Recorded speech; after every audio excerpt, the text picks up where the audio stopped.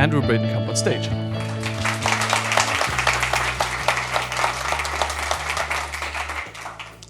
So no falling asleep, thank you.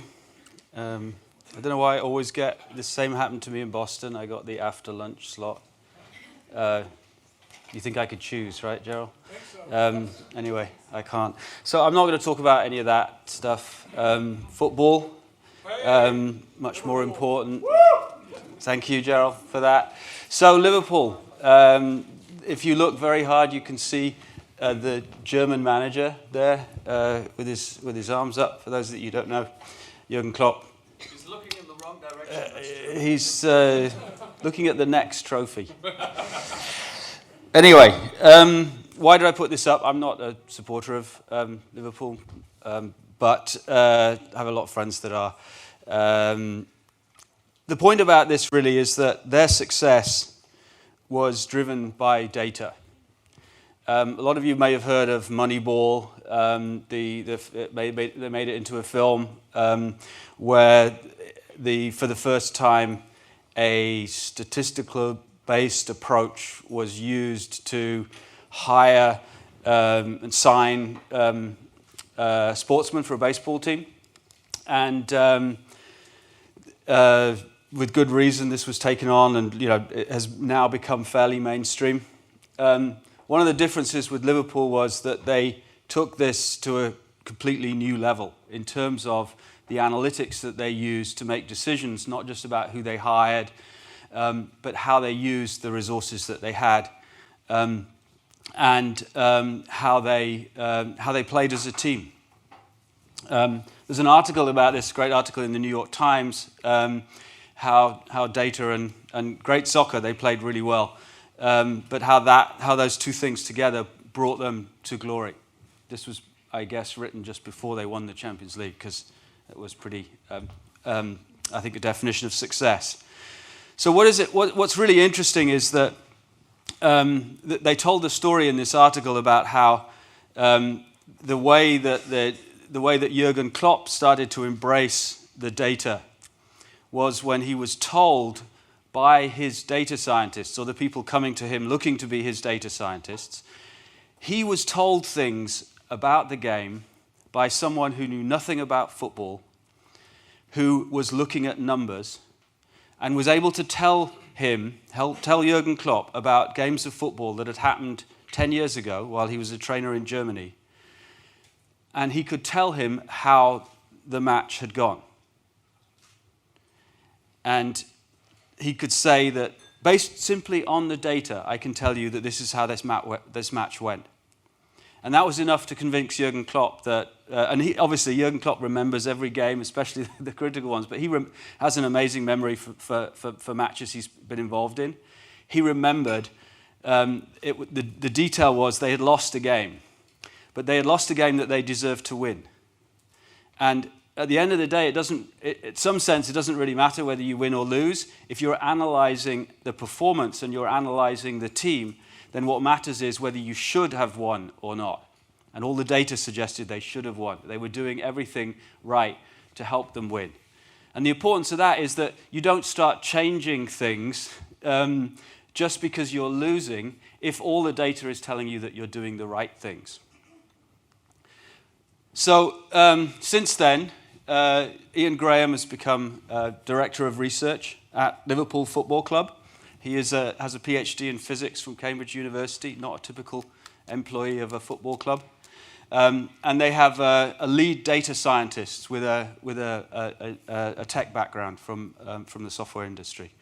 The point about this is that, as we've heard numerous times, but I think this is a very striking example of it, is that everything is being informed by data. And increasingly in the world of business, if you can't collect data about what you're doing, ultimately what you're doing cannot be valued. It's as simple as that. You cannot express a value, communicate a value, unless you can collect data about it. At the moment, people are collecting a lot of performance data and lots of other things, but increasingly, we as an industry need to get better at collecting data. We've heard that from this morning's talks as well. this data needs to drive what we do. What we want to do, is get better at content. That's the driver. I think all of the organizations we talk to, and actually many of them that we don't talk to, say to themselves, we've heard it this morning, we want to get better at content. Actually, we need to get better at content. Increasingly, there's a realization that content drives the business. And it has become a competitive advantage to be good at content. Not only do we need to get better, but everything needs to go faster than ever before. Anyone doing less than they were before? I think not, right? So everyone has to do more, and it has to go faster. So what I'm going to talk about today is how do we meet those two constraints or those two objectives that organizations have. And this is not content organizations, this is the whole organization. We need, in order to scale faster, you heard it from Gerald today, we hear it over and over again, in order to scale as an organization, we need to be better at content, and everything needs to go at 1,000 miles an hour. Meanwhile, this is how content gets created. We've heard several times today already about these subject matter experts who are quite possibly non-native speakers of English. They have, or any other language for that matter, we have non-native speakers of German being asked to write German. They have specialized subject matter knowledge that will allow them to create a connection with the audience, but they don't consider themselves to be writers. And what we see then instead is they have something to say, they have something important to say. If you're moving very fast, you don't have time to go to these people and interview them and capture their knowledge and somehow then write it up in a beautiful form. It has to move faster. So the content teams are identifying needs. The first people they'll go to is the subject matter experts because they know what they're talking about. And then what has to happen is, we've heard this already a few times, this center of excellence inside the organization. It may not be called a center of excellence, but it's something like that. It's some sort of editorial team who is aware of the needs of the audience. They're sensitized to the types of people that they're writing for. They know what the brand guidelines are and how the content is supposed to be projecting the personality of the company. But they are, and I mean this in the kindest possible way, a bottleneck. And there'll always be a bottleneck because there's more of these people than there are of these people. So what then happens is you tend to hire a lot of these, external people who are great, but do they know everything about the audience and about the brand and everything? Also, they're expensive and they can't always be planned the way you'd like them to be planned. If you can get past that, then you give it to the famous stakeholders who all have opinions. Often they have opinions about stuff that's frankly for their level is irrelevant. So typically we hear about them pitching in on, commas, punctuation, style issues, stuff they like or don't like, and passing it back to somewhere further back in this process so that it can go through another draft, even though there's no business driver for doing that. It's just a matter of taste at that point. There may be 3 or 4 or 5 of these people. And then it's got to go to legal and be approved. Any one of these people here can push it right back to here, where a change has to happen, and then something has to go back to the subject matter experts. What are the actual facts, and how can we get this compliant with whatever we need to do? Meanwhile, these people are sitting there waiting to get the content out for the need that they've identified, and this all has to be yesterday. So this is how content gets created now in most of the organizations on the planet. What we see is that at the same time, parallel to that, companies are creating lots of aspirations. They're documenting lots of aspirations for their content. So they're saying, we have the style guides. They tend to be becoming less important in certainly at a higher level. They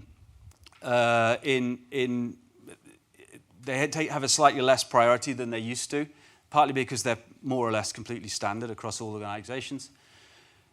Instead, increasingly, people care about the tone of voice and the brand guidelines. How do we project ourselves as an organization? And increasingly, you hear here adjectives around, we need to be more conversational or more human or more trustworthy or whatever. So all of these aspirations are being captured at a very high level. At the same time, words and phrases, James talked about this, all of the words and phrases and terminology, and Gerald talked about this as well, the need to can we just get the product name straight? Sometimes it's, can we just get the company name straight? All of those things are going on. They're all aspirations, and they're often written as guidelines, published as guidelines on the intranet. There's compliance issues.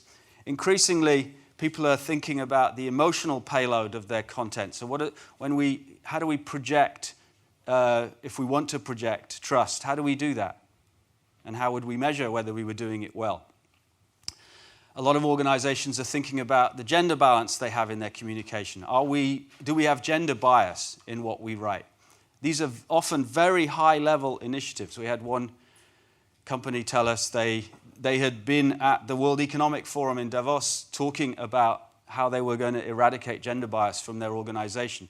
Well, the content is kind of an immovable object when you're trying to do that high level, you can say it, but how are you going to do it? And so there's this challenge of how do you operationalize these aspirations that you have?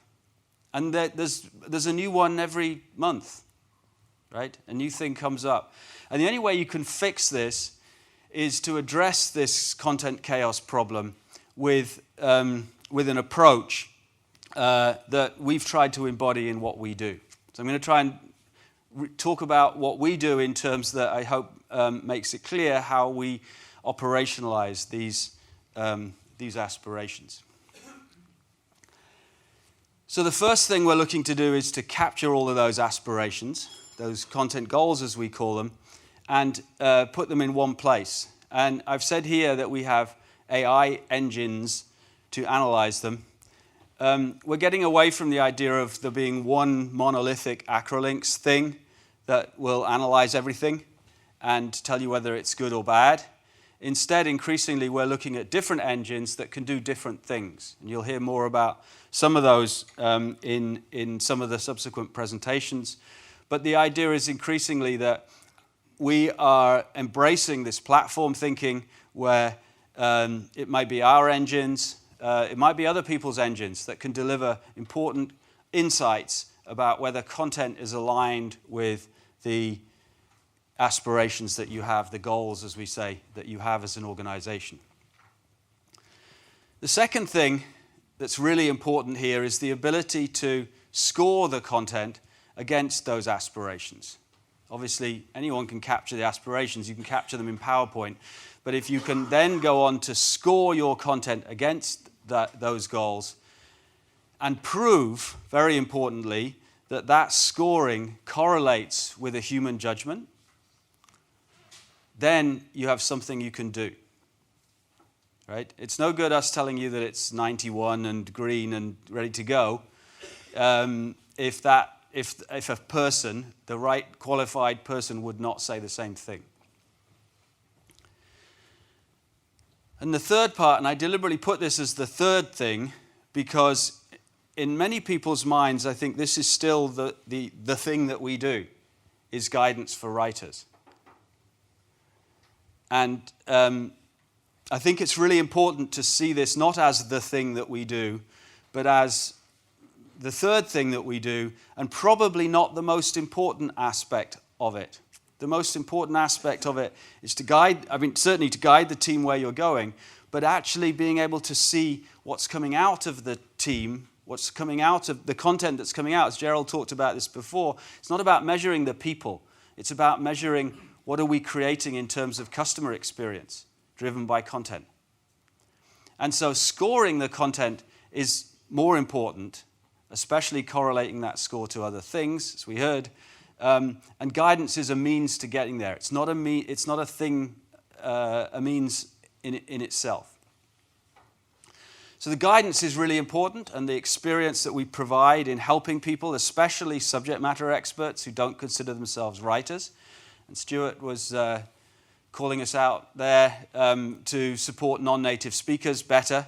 And I think that will be an extremely important aspect of as we extend the guidance.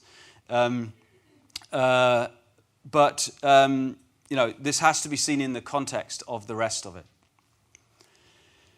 And the scoring is obviously the key to being able to have content analytics, which can then be used to drive the way you talk about your content. I'm going to talk a little bit about how the numbers, just the numbers, as if we were looking at a football team. Just look at the numbers, don't look at the content, and how using that you can drive change within the organization and show how you're improving as an organization in the way that you talk to your customers. So these four things together are what we call active content governance, the idea being that you want governance over your content, but instead of just wanting it, you can do something about it. You can actually do it, and we will accompany you on that process. So one way to think of it is when you say, well, active content governance is a big word. What does it actually do for me? You can think of it in terms of filling the gap or joining up the gap between what you want to do and what you're doing now. Often, another way to think of it is between the aspirations that you have and what's actually going on operationally in the team. Or maybe think of it in terms of the goals that you have as an organization and the years of tradition that you have as a team creating content, the sort of DNA of your content, the stuff that's been going on. Can you help bring those together? Often we see someone, they give us their style guide, and they give us their content. We run the style guide against the content, and they don't match, right? And they say, well, yeah, we don't really do that in this particular content. I say, well, why do you have a goal that's documented saying that you want to do that, and then don't do it? Don't actually do it for good reason. Don't do it. In that case, these things need to be changed, right? So how can content analytics help you as you think about these things? Think about the goals. We heard this today already. Why are we creating this piece of content? Often there are many different competing reasons for doing this. Findability is a big one. Did I spell it right this time? I spelt it wrong in Boston. Fessing up. I wrote my slides the night before on my iPad, and I hadn't worked out how to get Acrolinx running on my iPad. I have now, but I hadn't then. So there was a spelling error, but it's gone now. Findability, very important. Content needs to be available. We've heard that already. Consistency is important.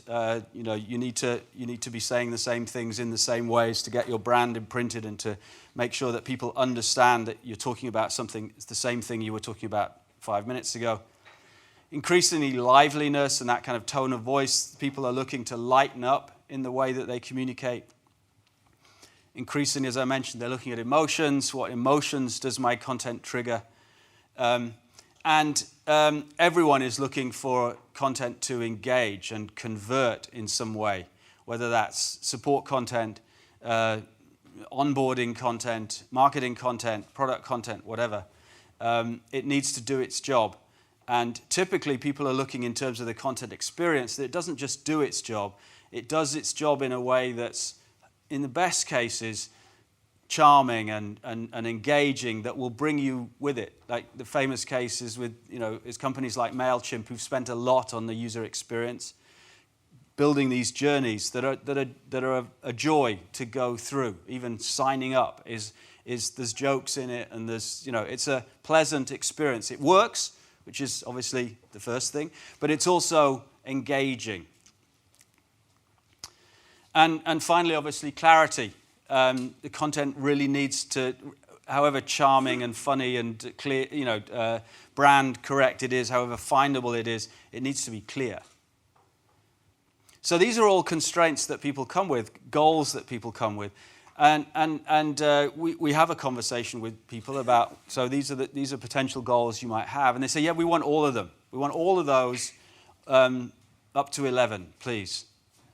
And of course, that doesn't work. As we heard this morning, some consistency and findability are not inherently compatible, right? If you want to really focus on the way the audience speaks about some of your technology or some of the things that you do, it may be that you need to embrace the way they talk about what you do, as well as the way that you talk about what you do. And they may be different. They may be different for good reasons. So consistency can fall victim, can be slightly less priority than findability in some circumstances. So as we think about all of those, there are these kind of dimensions of content effectiveness and how we measure them. All of these things are now becoming measurable. And I'm going to show you how, again, without looking at examples of actual language, of actual things that people are writing, just looking at numbers, how we can make these measurable. Of course, I'm not actually going to show you numbers. I'm going to show you pictures. So, sentence length. We heard it this morning. Is Stuart still here? He's sneaked off. Watching the cricket, probably. So, sentence length. Sentence length is important, not because it's a very well-founded scientific approach to evaluating content, but it's a very good, simple indicator. It's been around for years, and it does kind of correlate with content complexity. So if you look at a graph, if you look at two bunches of content, you might see two different curves. And just looking at these curves, again, without thinking about the content, I can already see some things, right? So a shallow gradient, in other words, this line continuing to go quite far out before it goes down. So this curve taking a long time to go down means that I have a lot of long sentences, right? These are the short sentences here, and these are the number of sentences of increasing length. So the longer that curve stays up there, the more long sentences I have, right? What I really want is a few long sentences, because I'm going to always need a couple, but then I want this curve to go down in a steep gradient, so that I have very few very few long sentences. Sorry, said that the wrong way around. This is a lot of short sentences. Over here is very few long sentences. You with me? So, what do I want to do as an organization? I have a curve like this, and I want this steep gradient. I just want to do that, right? I just want to move like that. I can measure my entire content repository that I have, all of the content I put in front of my customers, and say, we want to be, if we're here, we want to be like this. Think of it another way. If you're company A and you want to be like company B, then this is real data. Then you might want to say, okay, we don't want this stuff here. We want to push all of this over here. So we're like company B, the dark blue line. All of our content's pushed up to the left. Does that make sense? I haven't looked at any content yet. I've just looked at a graph of the distribution of my content. This could be how you were last quarter compared to how you were now. This could be how are you now compared to the competition.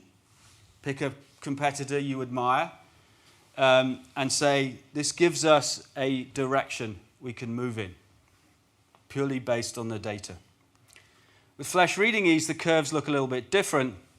Again, you have more like a bell curve, a normal distribution. At the top of it is kind of the average. Ask yourself, where's the peak for the curve?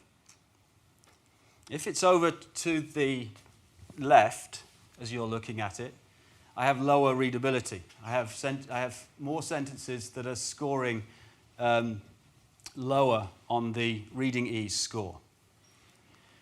So again, what I want to do is move over to the right, where if I have a curve that looks like this, then I have higher readability. So basically, if my curve looks like this, I want it to look like that, and I want to move in that direction. And I can just put these dashboards up and say, okay, how are we doing? Let's not talk about content. Let's just look at the curves. Are we getting better? Again, real example. Company A, Company B. Right? You don't want to be Company A, you want to be Company B. Simple as that. Right?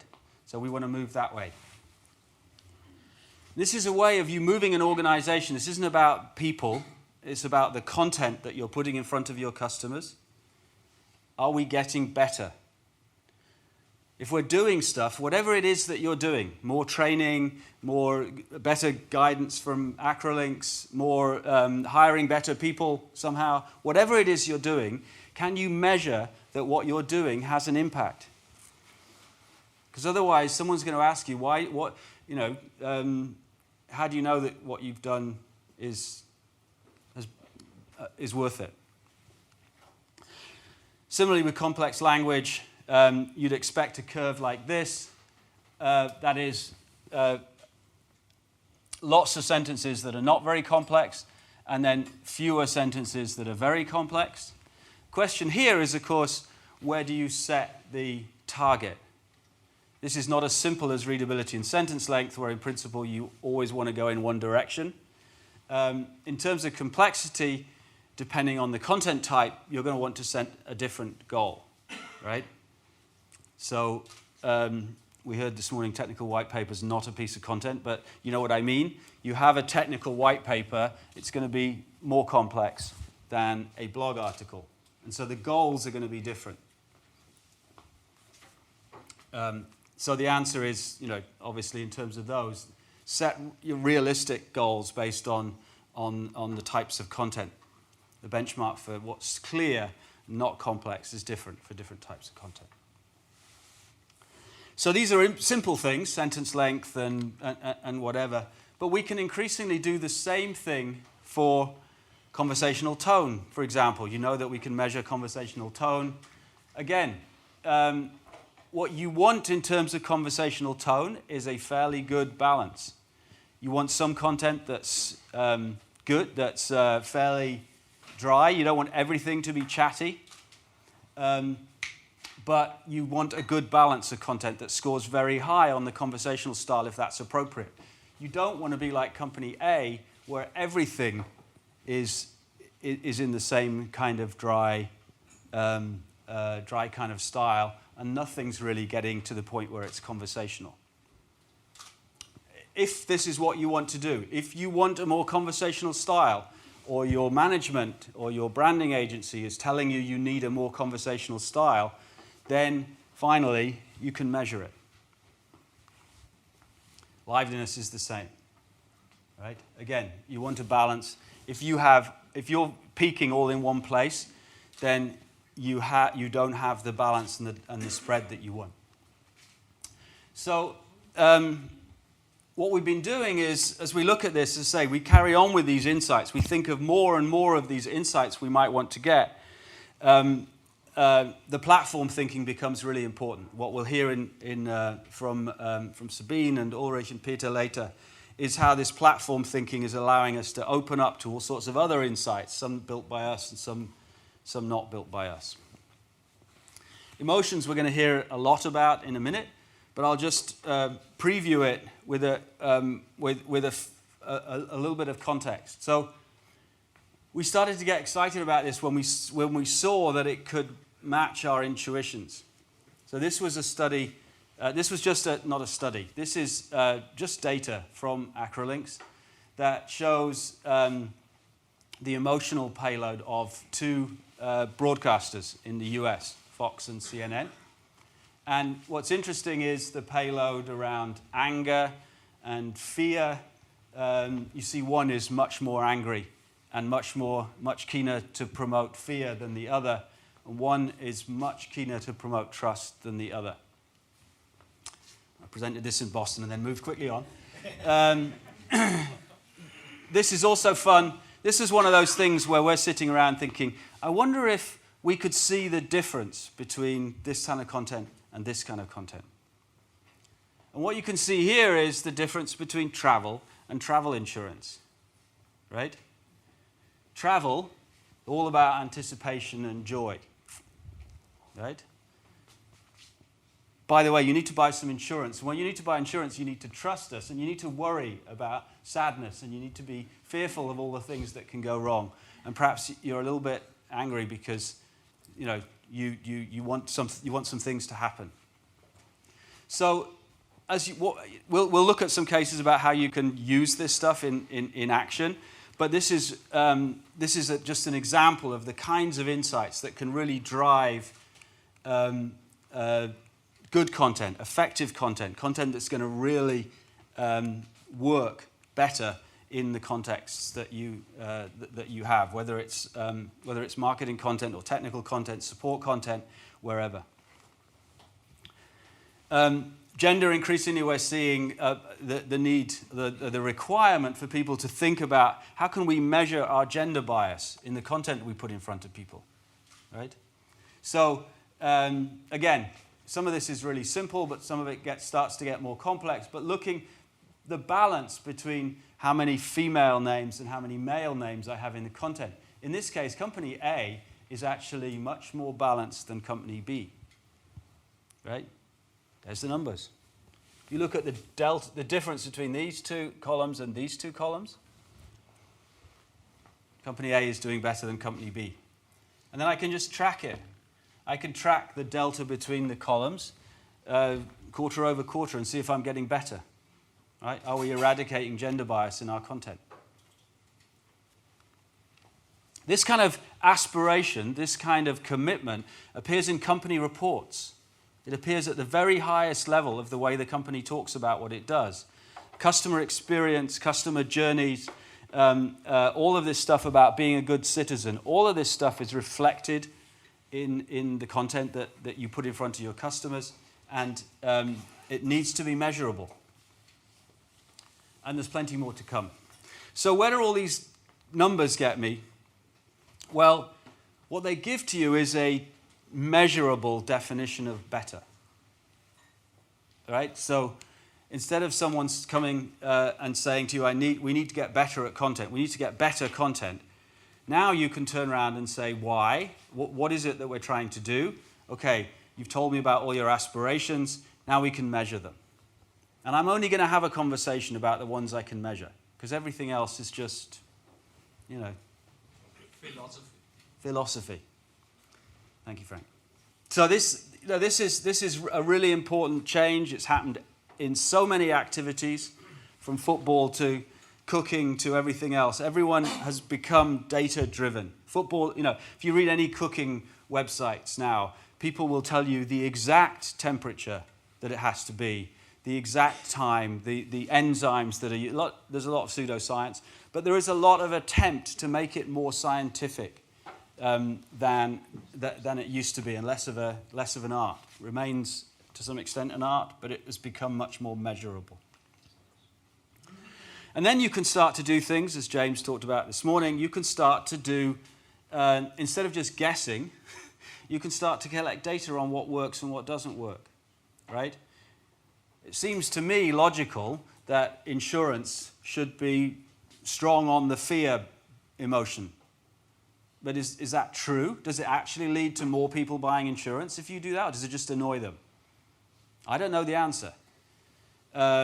Maybe that's just the way people write about insurance, because that's the way they've always done it. But now you can measure it. You could A/B test it. You could put out a piece that was not emotionally loaded in one direction, another piece that was, and see how it converts. Converts in the sense of, do people buy more? Are they happier? Are they, do they engage with it some way?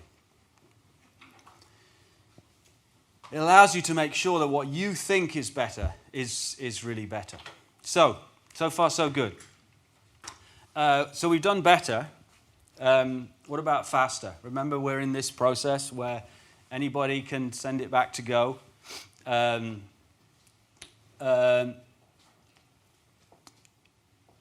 In order to understand this process, or in order to get a handle on this process, we have to be able to understand what happens to content on its journey.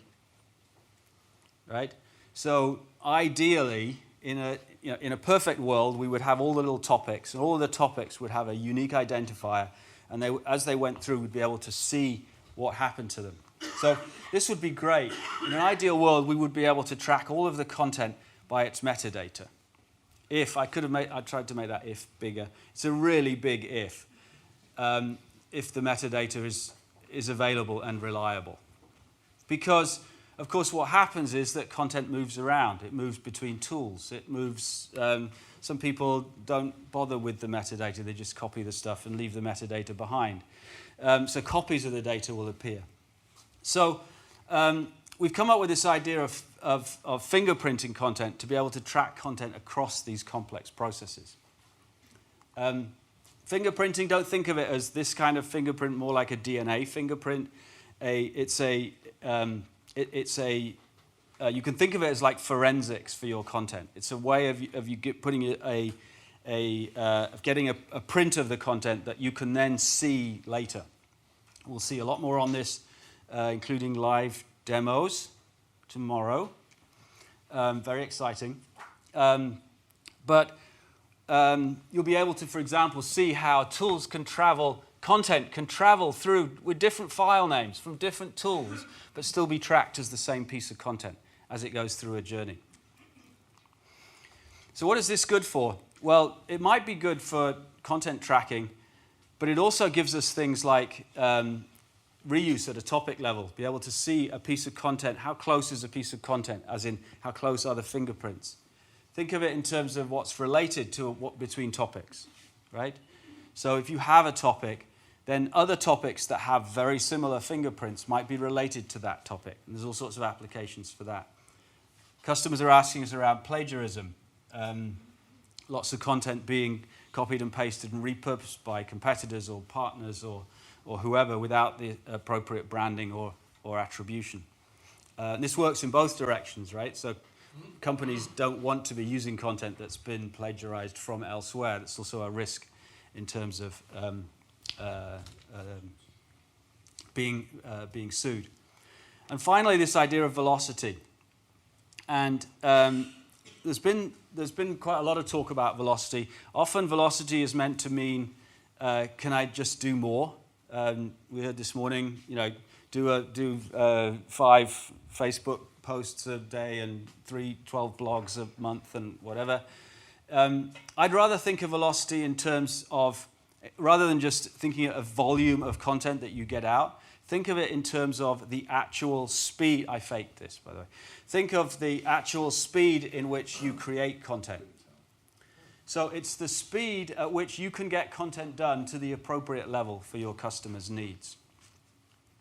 Now, if you can improve content velocity, then that scary picture where you've got the content person having a need, you've got the subject matter experts and all these stakeholders and editors and legal and whatever, if you can address that problem, then you have a measurable benefit that you can take to the organization. We are getting more good content, better, we already know how to do. We can get more of that good stuff out faster with the same resources as we used to.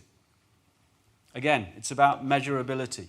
So with content tracking, we'll be able to see how content moves through a process.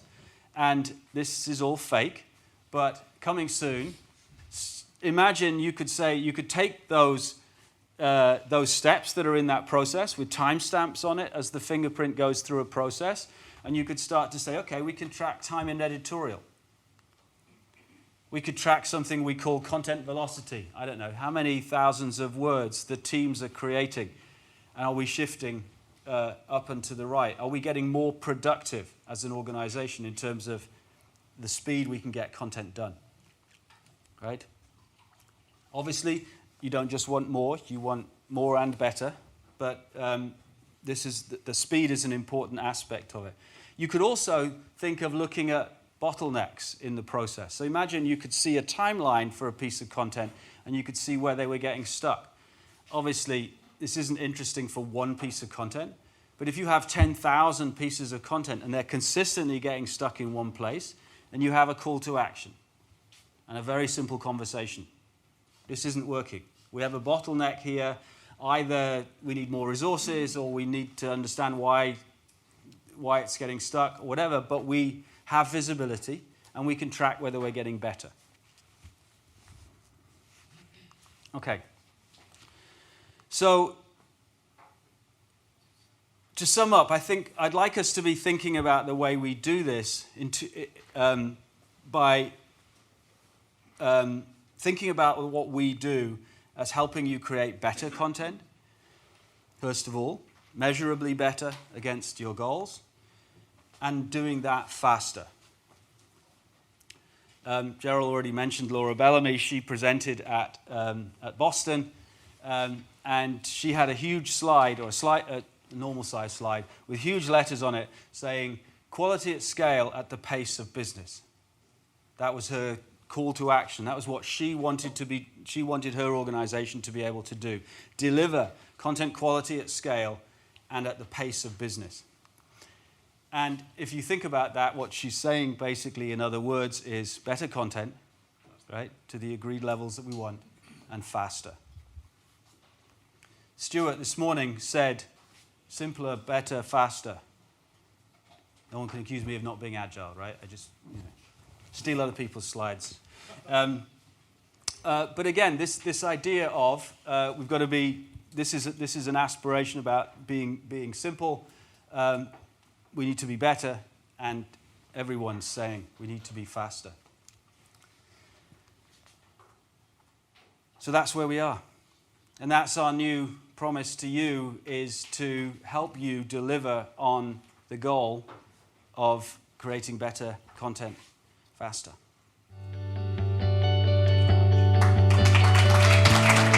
Thanks a lot, Andrew Bradenham.